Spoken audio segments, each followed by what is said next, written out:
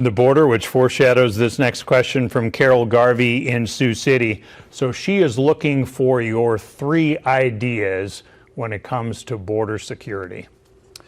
Well, thanks, Carol. I think this is a top priority for me. It'll be a day 1 priority. We will declare it to be a national emergency on day 1. I'm going to have the military on the border to stop the invasion cold.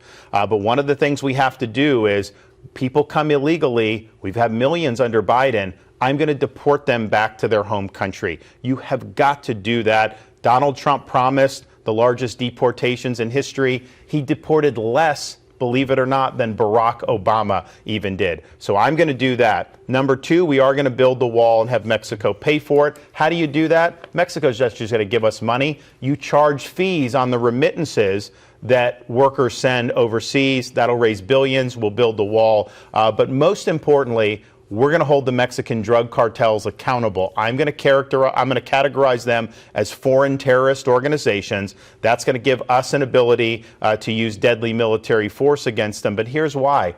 They are invading our country and poisoning our people by the tens of thousands. Every community in this country has now become a border community because of fentanyl going in. I've spoken with people here, parents here in Iowa and across this country who have lost kids to fentanyl overdose. And what you find is a lot of times they're not drug addicts. They may take one pill thinking it's something else. It happens to be laced with fentanyl, and they get poisoned to death. And this is happening all over this country. I am sick of it. And as President of the United States, I'm not going to let it stand. You not only have a right, you have a duty to fight back. I will fight back against the Mexican drug cartels for you. You mentioned deportations. Does everyone in this country illegally get deported?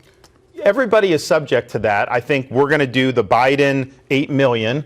That's a big task. Eisenhower had a program in the 50s, so we are going to do that. Here's the thing. If you don't do that, then people are going to continue to come illegally because they're going to say, okay, if you just get across the border, they give you a sheet of paper and tell you to what? Come to a trial 2 years into the future? It just doesn't work. And so you're going to see that. There is going to be a sanction. The rule of law is going to be enforced. So how do you decide who would get to stay? Is it, if you've been here a certain number of years, is not that? Well, I don't think it's a question of saying anyone, quote, gets to stay. I think it's like, okay, you have limited resources. How do you apply those? So what we would do is we would focus on the people that have come under Biden, and we would clear those out. That's 8 million. That's not something that'll just happen at the drop of a hat. I mean, that's going to require a big effort, but we're going to do it because I don't think there's any other way that we're going to be able to secure our country. And here's the thing with what happened with the Biden people.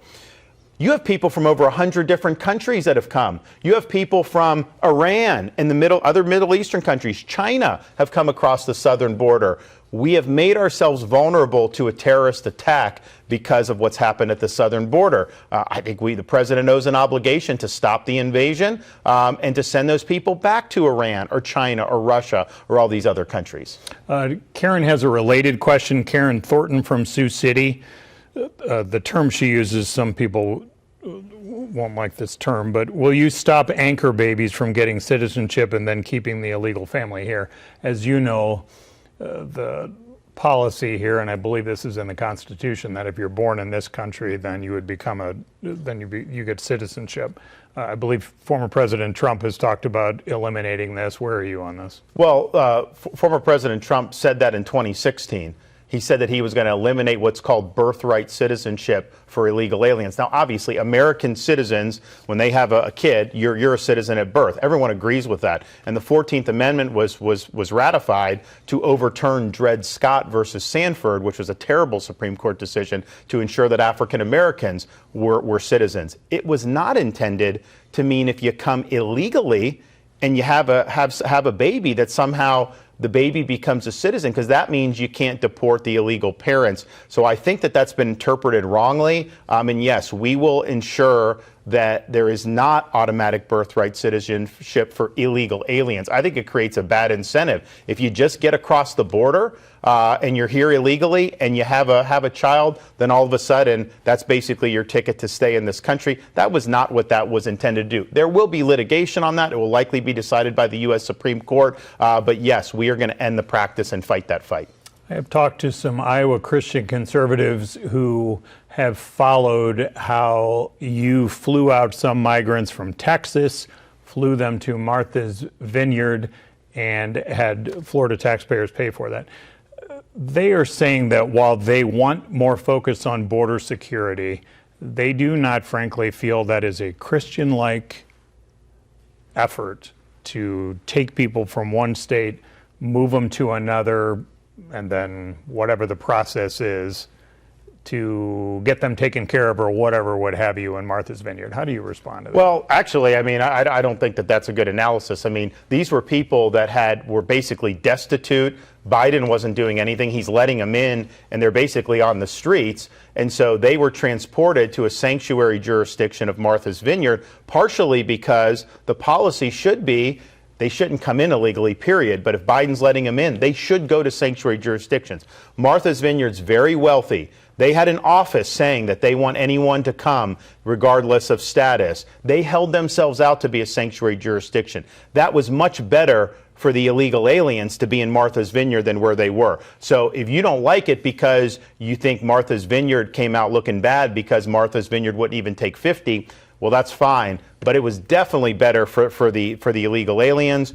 And that just shows you Martha's Vineyard, one of the wealthiest enclaves in the country, obviously very liberal, likes open borders. They wouldn't even accept 50. We have communities across this country that are being overwhelmed. Medical system, hospitals, schools, all these other things. And when we sent that, and when Texas has sent to some of these blue enclaves, that has caused the issue to rocket to the front of center. And that's really, I think, we have to have an honest conversation about this. So it was the right policy. It had a huge impact on elevating this. Now they're even talking about the open border in enclaves like Manhattan, where you have a lot of liberal voters, because they're seeing the impact on their communities. And I think we all can agree, you cannot have a country if just millions of people are flooding in. It just doesn't work. But why is that? Why not do that from people who might be in your state illegally? Well, what was no? So they did come to Florida, and then they were taken from Florida to Martha's Vineyard. So that did happen. Okay.